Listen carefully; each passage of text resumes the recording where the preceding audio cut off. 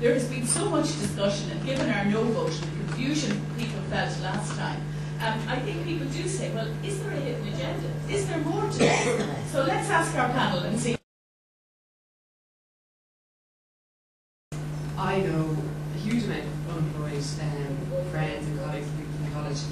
A lot of people have gone abroad, a lot of people staying here still looking for work. And I think the point about our exports is extremely important. Over 60% of our exports go to the EU, and 2 out of every 3 jobs in this country are related to exports.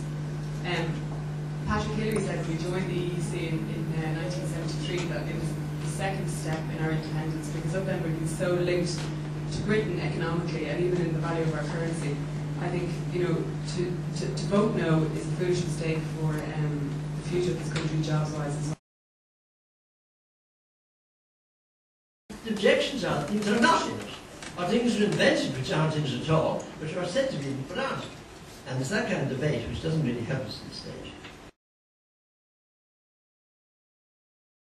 They will be looked after, and they will have more protection. And I saw clearly in the Charter, in Article 5, that trafficking in human beings is prohibited. And that gave me a huge sense of comfort in relation to women and young children. And then it goes on to the EU Charter of Human Rights, which is there to ensure that no action by the community, the European Union, or by governments implementing union law can breach human rights. And a guarantee of human rights vis-à-vis the European Union is a very important factor which I think needs to be emphasized. Next, the treaty goes on to enhance democracy. And first of all, the House is legislating public. So in future, the decisions it takes will be done in public, and we'll see who is voted for what. You get leaks about this now, which don't get it public. That's a good change.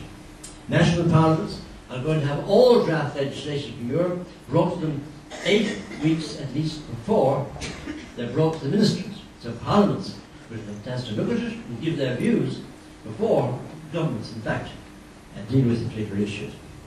And they have to be kept well informed about everything that's happening.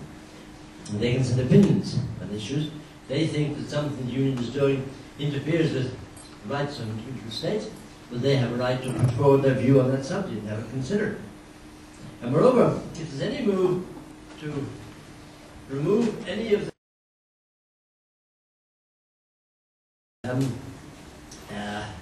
provision neutrality is so totally safeguarded by our own provisions, plus the guarantees we have from the Union, because we can't be involved in any activity, peacekeeping activity, unless the UN approves, the Security Council approves, the government. For example, I was watching the debate, one of these debates, with Joe Higgins, this man, because his complaint, he was going on about the Lisbon Treaty. Until the question is, well, what does it do about workers' rights? Apart from the fact that the Charter of Human Rights protects workers' rights in a way that this has not the case to do. And said there's nothing in the treaty about it.